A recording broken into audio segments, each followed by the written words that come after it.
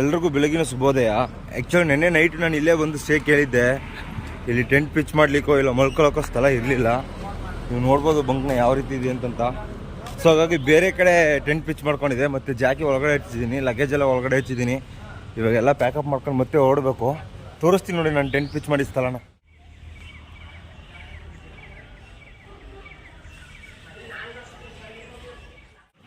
ಸ್ಕೋಡ್ ದುದ್ದದಿಂದ ಹೊರಟು ಹ್ಯಾಂಡ್ ಪೋಸ್ಟ್ನ ಒಂದು ಸ್ಥಳಕ್ಕೆ ಬರೋ ತನಕ ನಾನು ವೀಡಿಯೋಸ್ ಮಾಡಲಿಲ್ಲ. ಮತ್ತು ಇವಾಗ ಹ್ಯಾಂಡ್ ಪೋಸ್ಟ್ ಎಲ್ಲ ರೀಚ್ ಆಗಿ ಮುಂದೆ ಬಂದಿದ್ದೀನಿ. ಏನು ರೀಸನ್ ನಾನು ವೀಡಿಯೋ ಮಾಡಲಿಲ್ಲ ಅಂತಂದರೆ ಸಿಕ್ಕಾಪಟ್ಟೆ ಬಿಸಿಲಿದೆ. ಮತ್ತು ಆ ಬಿಸಿಲು ನಿಮಗೆ ಹೇಳಿದ್ದೀನಿ ಆಲ್ರೆಡಿ, ಒಂಥರ ಉರಿತಾ ಇದೆ ಮೈಯೆಲ್ಲ. ಹಾಗಾಗಿ ಕುಂತ್ಕೊಂಡು ರೆಸ್ಟ್ ಮಾಡ್ಕೊಂಡು ಹೆಂಗೋ ಕಷ್ಟಪಡ್ಕೊಂಡು ಒಂದು 20 ಕಿಲೋಮೀಟರ್ ಸೈಕ್ಲಿಂಗ್ ಮಾಡಿದ್ದೀನಿ. ಮತ್ತು ನಾನಿವಾಗ ಆಯ್ಕೆ ಮಾಡ್ಕೊಂಡಿರ್ತಕ್ಕಂಥ ರೋಡು ಫುಲ್ಲು ವಿಲೇಜ್ ಸೈಡೆ. ನಿಮ್ಮ ಫ್ರೆಂಡ್ ನೋಡಿದಾಗಲೇ ಗೊತ್ತಾಗುತ್ತೆ. ಗಾಡಿ ಓಡಾಟ ತುಂಬಾ ಕಡಿಮೆ ಇದೆ. ಇನ್ನೊಂದೇನಪ್ಪ ಅಂತಂದರೆ, ನಾವು ಮಲೆನಾಡು ಕಡೆ ಟ್ರಾವೆಲ್ ಮಾಡಬೇಕಾದ್ರೆ ಹೆಚ್ಚಿನ ರೀತಿಯಲ್ಲಿ ಕಾಫಿ ತೋಟ ಹಾಗೆ ಅಡಿಕೆ ತೋಟ ಅನ್ನೋದನ್ನು ಕಾಣ್ತಿದ್ದು. ಈ ಕಡೆ ಆ ಥರ ಎಲ್ಲ ಏನಿಲ್ಲ, ಫುಲ್ ಆ್ಯಂಡ್ ಫುಲ್ಲು ತೆಂಗು ಅಷ್ಟೇ. ನೀವು ಎಷ್ಟೇ ದೂರಕ್ಕೆ ನೋಡಿದ್ರು ತೆಂಗೇ ಇದೆ. ಅಂಗಡಿಗಳು ಇಟ್ಕೊಂಡವ್ರೆ, ಬಟ್ ಅಷ್ಟೊಂದೇನು ವ್ಯಾಪಾರ ಅನ್ನೋದು ಏನಿಲ್ಲ. ಸುಮ್ಮನೆ ಹೊಟ್ಟೆಪಾಡಿಗೋಸ್ಕರ ಮಾಡ್ತಕ್ಕಂಥದ್ದು ಇದೆಲ್ಲ. ಎಲ್ಲರೂ ಮಳೆ ನಂಬಿ ವ್ಯವಸಾಯ ಮಾಡ್ತಕ್ಕಂಥ ರೈತ ಜಾಸ್ತಿ ಈ ಕಡೆ. ನೀವು ನೋಡ್ಬೋದು ತೋಟಗಳು ಕಡಿಮೆ. ರೋಡ್ ಸೈಡಲ್ಲಿ ಇರ್ತಕ್ಕಂಥ ಜಮೀನೆಲ್ಲ ಫುಲ್ ಆ್ಯಂಡ್ ಫುಲ್ಲು ಮಳೆ ನಂಬಿ ವ್ಯವಸಾಯ ಮಾಡ್ತಕ್ಕಂಥದ್ದು.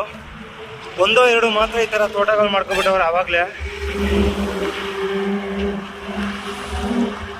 ಮತ್ತು ಇನ್ನೊಂದು ಹೇಳ್ಬೇಕಿತ್ತು ನಾನು ನಿಮಗೆ, ನಾವು ಮಂಗಳೂರು ಕಡೆ ಬರಬೇಕಾದ್ರೆ ಏನು ಬೆಟ್ಟ ಗುಡ್ಡಗಳನ್ನೆಲ್ಲ ಕೆಡೆದು ಮಣ್ಣು ತಗೊಂಡು ಬರ್ತಿದ್ರು ಅಲ್ವಾ, ಆ ಮೈನ್ ಮಾಡಿದ ಮಣ್ಣೆಲ್ಲ ಬಂದು ಫುಲ್ಲು ತೆಲಂಗಾಣ ಆಂಧ್ರ ಪ್ರದೇಶ ಕಡೆಗೆ ಹೋಗ್ತಾ ಇದೆ. ಎಷ್ಟು ಮಟ್ಟಿಗಿದೆ ನೋಡಿ ಡೆವಲಪ್ಮೆಂಟು.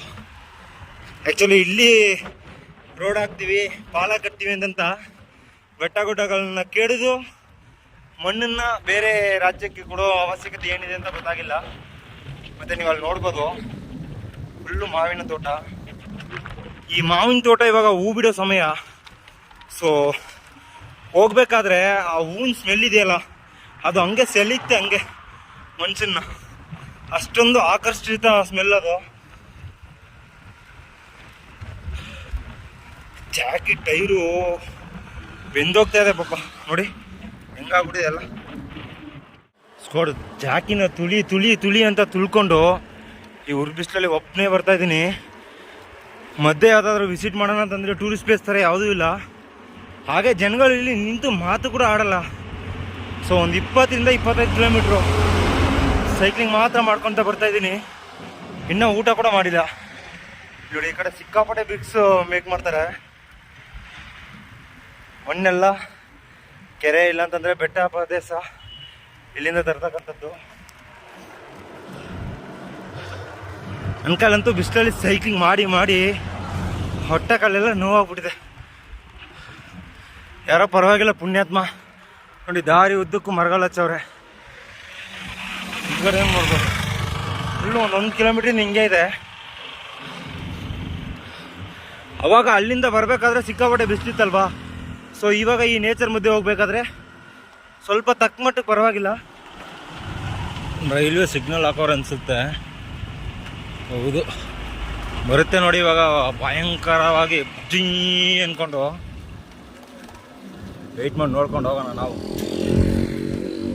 ಇವಾಗ RX 100 ಓಡಿಸ್ಕೊಂಡು ಹೋಗ್ತಾಯಿದೆ ಹುಡುಗಿ. ಇಷ್ಟೊಂದು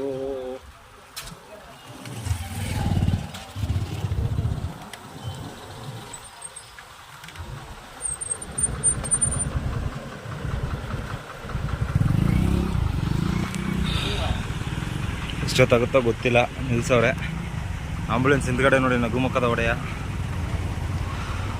ಆ ಕಡೆನೂ ಫುಲ್ಲಾಗಿ ನಿಂತವ್ರೆ, ಈ ಕಡೆನೂ ನಿಂತವ್ರೆ.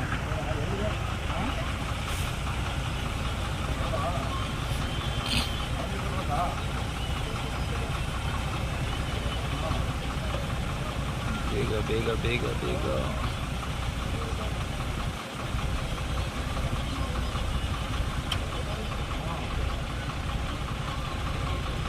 ಸಿಟಿ ಒಳಗಡೆ ರೈಲ್ವೆ ಟ್ರ್ಯಾಕ್ ಹಾಕೋದನ್ನೇ ನಿಲ್ಲಿಸ್ಬೇಕು ಫಸ್ಟು. ಎಷ್ಟು ಟೈಮ್ ವೇಸ್ಟ್ ಅಲ್ಲ ಜನಕ್ಕೆ.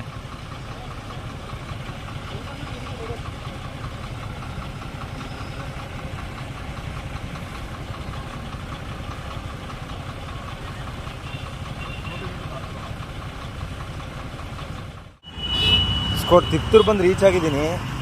ಆ್ಯಕ್ಚುಲಿ ಇವಾಗ ಹೋಟ್ಲಿಗೆ ಹೋಗಿ ಊಟ ಮಾಡ್ಕೊಂಡು ಮತ್ತು ನೀರು ಖಾಲಿ ಆಗಿತ್ತು, ವಾಟರ್ ಬಾಟಲ್ ತೊಗೊಂಡು ಹೋಗ್ತಾಯಿದ್ದೀನಿ. ನೀವು ನೋಡ್ಬೋದು ಫುಲ್ಲು ಫಾಸ್ಟ್ ಫುಡ್ ಈ ಕಡೆ ಎಲ್ಲ, ಒಳ್ಳೆ ಎಗ್ ರೈಸ್ ಪ್ರೇಮಿಗಳೆಲ್ಲ ಈ ಕಡೆ. ಮತ್ತು ನಾನು ಇಲ್ಲಿಗೆ ಕರೆಕ್ಟಾಗಿ ಒಂದು 5 ಗಂಟೆ 5:15ಗೆ ಬಂದು ಅದಕ್ಕೆ ಮೇಲೆ ತುಮಕೂರು ಕಡೆ ಹೋಗೋಣ ಅಂತಂತ ಪ್ಲ್ಯಾನ್ ಮಾಡಿದೆ. ಬಟ್ ಮಿಡ್ಲಲ್ಲಿ ಯಾವುದಾದ್ರೂ ಪ್ಲೇಸ್ ಇದ್ದ ಅಂತಂತ ವಿಚಾರಣೆ ಮಾಡಿದಾಗ ತಿಪ್ತೂರಲ್ಲೇ ಉಳ್ಕೊಳ್ಳೋದು ಒಳ್ಳೇದು ಅಂತಂತ ಹೇಳಿದ್ರು. ಸೊ ಹಾಗಾಗಿ ಇಲ್ಲೇ ಉಳ್ಕೊಂಡು ನಾಳೆ ಟ್ರಾವೆಲ್ ಶುರು ಮಾಡೋಣ ಅಂದ್ಕೊಂಡು IBL ಹೋಗಿ ಸ್ಟೇ ಕೇಳಿದೆ. ಆ್ಯಕ್ಚುಲಿ IBL ಅವಕಾಶ ಮಾಡಿಕೊಡ್ಲಿಲ್ಲ ಸ್ಟಾರ್ಟಿಂಗು. ಅದಾದಮೇಲೆ ನನಗೆ ಒಬ್ಬರು ಲಾಯರನ್ನ ಗೊತ್ತಿದ್ರಲ್ಲ, ಅವ್ರಿಗೆ ಫೋನ್ ಮಾಡಿ ಅಣ್ಣ ಈ ಥರ ನಾ ಸ್ವಲ್ಪ ನಿಮ್ಗೆ ಗೊತ್ತಾಗಿರೋ ಯಾವುದು ಇದ್ದರೆ ಸ್ವಲ್ಪ ಅವಕಾಶ ಮಾಡಿಸ್ಕೊಡ್ತೀರಾ ಅಂತಂತ ಕೇಳಿದೆ. ಆಮೇಲೆ ಅವರು ಬೇರೆ ಯಾರಿಗೂ ಫೋನ್ ಹಚ್ಚಿ ಮಾತಾಡಿ ಫೈನಲಿ ಒಂದು 1.5 hour ಹೋರಾಟ ಮಾಡಿ ಆಮೇಲೆ ರೂಮ್ ಅನ್ನೋದನ್ನು ಕೊಟ್ಟವ್ರೆ. ರೂಮಲ್ಲಿ ಸ್ವಲ್ಪ ಖರಾಬಿದೆ, ಬಕೆಟ್ ಇಲ್ಲ, ಬಕೆಟ್ ಇದ್ರೂ ಅದೊಂಥರ ಪಾಸಿ ಆಗಿಬಿಟ್ಟಿದೆ, ಸಿಕ್ಕಾಪಟ್ಟೆ ಯೂಸ್ ಮಾಡಿಲ್ಲ ಅಂದ್ಕೊಳ್ತೀನಿ. ಸೊ ಹೆಂಗೋ ಇವತ್ತೊಂದು ದಿನ ಅಡ್ಜಸ್ಟ್ ಮಾಡ್ಕೊಂಡಿದ್ದು ಮತ್ತು ಮಾರ್ನಿಂಗ್ ಹೊರಡಬೇಕು. ಉಪಾಧ್ಯಕ್ಷ ಮೂವಿ ಓಡ್ತಾಯಿದೆ ನೋಡಿ ಇಲ್ಲಿ ಥಿಯೇಟ್ರಲ್ಲಿ. ಮ್ಯಾಕ್ಸಿಮಮ್ ಈ ಥರ ಬಿಸ್ನೆಸ್ ಮಾಡಿದ್ರೇ ಆರಾಮಾಗಿರ್ಬೋದು ಲೈಫಲ್ಲಿ. ಯಾವುದೋ ಒಂದು ಕಡೆ ಸಂಬಳಕ್ಕೆ ಅಂತ ಸೇರಿಕೊಂಡು ಆ ಸಂಬಳದ ಮೇಲೆ ಎಚ್ಚೆತ್ತಿನ ರೀತಿಯಲ್ಲಿ ಕಮಿಟ್ಮೆಂಟ್ಗಳು ಹಾಕ್ಕೊಂಡು ಹಿಂದ್ಗಡೆ ತಿರುಗಿ ನೋಡೋ ಅಷ್ಟರಲ್ಲಿ 4ರಿಂದ 5 ವರ್ಷ ಅನ್ನೋದು ಬೇಗ ಆಗ್ಬಿಟ್ಟಿರ್ತವೆ. ಏನಿಲ್ಲ, ನಮ್ಮ ಬಾಯ್ಸೇ ಇರ್ಬೋದು ಗರ್ಲ್ಸೇ ಇರ್ಬೋದು, ಅವಾಗ ಲೈಫಲ್ಲಿ ಏನೇನು ಎಂಜಾಯ್ ಮಾಡಬೇಕು ಅದನ್ನು ಮಾಡಬೇಕು. ಇಲ್ಲಾಂತಂದರೆ ಲೈಫ್ ಒಂಥರ ಬೋರ್ ಅನಿಸ್ಬಿಡುತ್ತೆ. ಆ್ಯಕ್ಚುಲಿ ನಾವು ಏನು ಆ ಥರ ಮಿಸ್ ಮಾಡ್ಕೊಂಡಿಲ್ಲ, ಎಲ್ಲ ರೀತಿಯೂ ಎಂಜಾಯ್ ಮಾಡ್ಕೊಂಡು ಬಂದಿದ್ದೀವಿ. ತಪ್ಪು ರೀತಿ ಅಲ್ಲ, ಒಳ್ಳೆ ರೀತಿ. ನೋಡಿ ದಾರಿ ಉದ್ದಕ್ಕೂ ಬರೀ ಅಂಗಡಿಗಳಿವೆ, ಎಗ್ ರೈಸ್ ಅಂಗಡಿಗಳು ಈ ಕಡೆ ಎಲ್ಲ. ಇದು ಏನೋ ಭಾಳ ಡಿಸ್ಕಸ್ ಮಾಡ್ಕೊಂಡು ಹೋಗ್ತಾ ಇದ್ದಾರೆ. ಒಂದೇ ಹುಡುಗಿ ಇಬ್ಬರು ಕಚ್ಚಾಡ್ತಾರೆ ಅಂದ್ಕೊಳ್ತೀನಿ. ಸಿಕ್ಕಾಪಟ್ಟೆ ಕ್ರೇಜಾಗಿ ಹುಚ್ಚು ಥರ ಏನೇನೋ ಮಾತಾಡ್ಕೊಂಡು ಹೋಗ್ತಾ ಇದ್ದಾರೆ ಅವರು. ಕಷ್ಟ ಇದೆ. ಈ ಆ್ಯಕ್ಚುಲಿ ನಾನು IBಯಿಂದ ಒಂದು 1-1.5 ಕಿಲೋಮೀಟ್ರ್ ಅಷ್ಟು ದೂರ ನಡ್ಕೊಂಡು ಬಂದಿದ್ದೆ. ಆವಾಗಲೇ ಹೊಟ್ಟೆ ಹಸಿತಿತ್ತಲ್ಲ, ಸೊ ಫೋರ್ಸಲ್ಲಿ ಬಂದುಬಿಟ್ಟೆ. ಇವಾಗ ಸ್ವಲ್ಪ ಹೊಟ್ಟೆ ತುಂಬ ಊಟ ಮಾಡಿಬಿಟ್ಟು ನಡಿಲಿಕ್ಕೆ ಆಗ್ತಾಯಿಲ್ಲ, ಸಂಕಟ ಅನ್ನಿಸ್ತಾ ಇದೆ. ಹೋಗಿ ತೋರಿಸ್ತೀನಿ ನಿಮಗೆ ರೂಮ್ ಹೆಂಗಿದೆ ಅಂತಂತ ಗೊತ್ತಾಗುತ್ತೆ ನಿಮಗೆ. IBL ಹೋಗಿ ಸಿಗ್ತೀನಿ.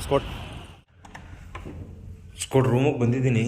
ಆ್ಯಕ್ಚುಲಿ ನೀವು ನೋಡ್ಬೋದು ಓಲ್ಡ್ ಸ್ಟೈಲ್ ರೂಮ್ ಇದು. 2 ಬೆಡ್ ಇದೆ, ಸಿಂಗಲ್ ಬೆಡ್ ಕಾಟು, ಮತ್ತು ಜಾಕಿಲ್ ಹಚ್ಚಿದ್ದೀನಿ. ರೂಮ್ ಕ್ಲೀನಾಗಿದೆ. ಇದರಲ್ಲಿ ಏನು ತಪ್ಪು ಹೇಳೋಕ್ಕಾಗಲ್ಲ. ಮತ್ತು ರೆಸ್ಟ್ ರೂಮ್ ಅಷ್ಟೇ ಕ್ಲೀನಾಗಿ ಇಟ್ಟವ್ರೆ. ಬಟ್ ಬಕೆಟಲ್ಲಿ ನೋಡ್ಬೋದು ನೀವು, ಯೂಸ್ ಮಾಡದೆ ಅದು ಸಿಕ್ಕಾಪಟ್ಟೆ ಪಾಸಿ ಆಗಿಬಿಟ್ಟಿದೆ. ಸೊ ವಿಡಿಯೋ ನೋಡೋರು ಯಾರಾದರೂ IB ಮತ್ತು ಹೋಟೆಲ್ಸ್ ಈ ಥರ ಎಲ್ಲ ಏನಾದರೂ ಕೆಲಸ ಮಾಡ್ತಿದ್ರೆ ಸ್ವಲ್ಪ ರೆಸ್ಪಾನ್ಸಿಬಿಲಿಟಿ ತಗೊಂಡು ಸ್ವಚ್ಛತೆ ಅನ್ನೋದನ್ನು ನಾವೇ ಕಾಪಾಡ್ಕೋಬೇಕು. ಸೊ ನೆಕ್ಸ್ಟ್ ಬರೋರಿಗೆ ಅದು ಡಿಸ್ಟರ್ಬೆನ್ಸ್ ಆಗಬಾರ್ದಲ್ವಾ. ಆ್ಯಕ್ಚುಲಿ ಇದಕ್ಕೆ ನಾನೇನು ಪೇ ಮಾಡಿಲ್ಲ, ಇದ್ರೂ ಏನಕ್ಕೋಸ್ಕರ ಹೇಳ್ತಾ ಇದ್ದೀನಿ ಅಂತಂದರೆ ವೇಸ್ಟ್ ಅಲ್ವಾ, ನಮಗೂ ಯೂಸ್ ಆಗೋಲ್ಲ, ಬೇರೆಯವ್ರಿಗೂ ಯೂಸ್ ಆಗೋಲ್ಲ ಅಂದರೆ ವೇಸ್ಟ್ ಅಲ್ವಾ.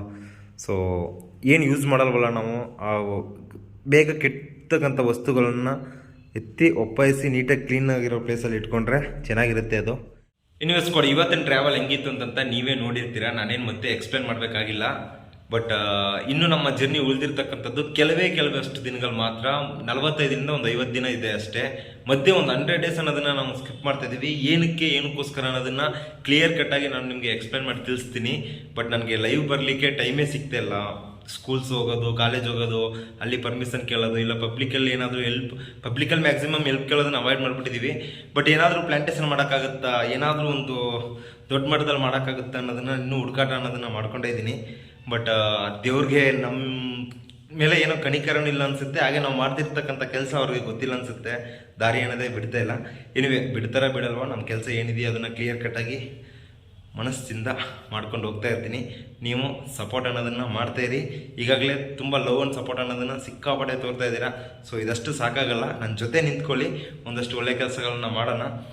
ಮತ್ತು ನನ್ನ ಚಾನಲ್ಗೆ ಯಾರಾದರೂ ಹೊಸಬ್ರಾಗಿ ಬಂದಿದೆ ಮರೀದೆ ಸಬ್ಸ್ಕ್ರೈಬ್ ಆಗಿ ಬೆಲ್ ಬಟನ್ ಕ್ಲಿಕ್ ಮಾಡಿ ಆಲಲ್ಲಿ ಇಟ್ಕೊಳ್ಳಿ. ಆವಾಗಲೇ ನಾನು ಹಾಕೋ ಪ್ರತಿಯೊಂದು ವೀಡಿಯೋದ ನೋಟಿಫಿಕೇಶನ್ ನಿಮಗೋಸ್ಕರ ಬಂದು ಸೇರೋದು. ಹಾಗೆ ನಾನು ಹಳೆಯ KA10 ಫ್ಯಾಮಿಲಿ ಮೆಂಬರ್ಸ್ ಯಾರೆಲ್ಲ ಇದ್ದೀರೋ ದಯವಿಟ್ಟು ವೀಡಿಯೋನ ಫುಲ್ ನೋಡಿ, ಫ್ರೆಂಡ್ಸು ಫ್ಯಾಮಿಲಿ ಅಂತ ಎಲ್ರಿಗೂ ಶೇರ್ ಮಾಡಿ ಸಪೋರ್ಟ್ ಮಾಡ್ತಾಯಿರಿ. ಮತ್ತೆ ನಾಳೆ ಹೊಸ ಲಾಗ್ ವೀಡಿಯೋದಲ್ಲಿ ಸಿಗ್ತೀನಿ. ಅಲ್ಲಿ ತನಕ ಎಲ್ಲರೂ ಸೇಫಾಗಿ ಖುಷಿಯಾಗಿರಿ. ಜೈ ಕರ್ನಾಟಕ. ಮತ್ತೆ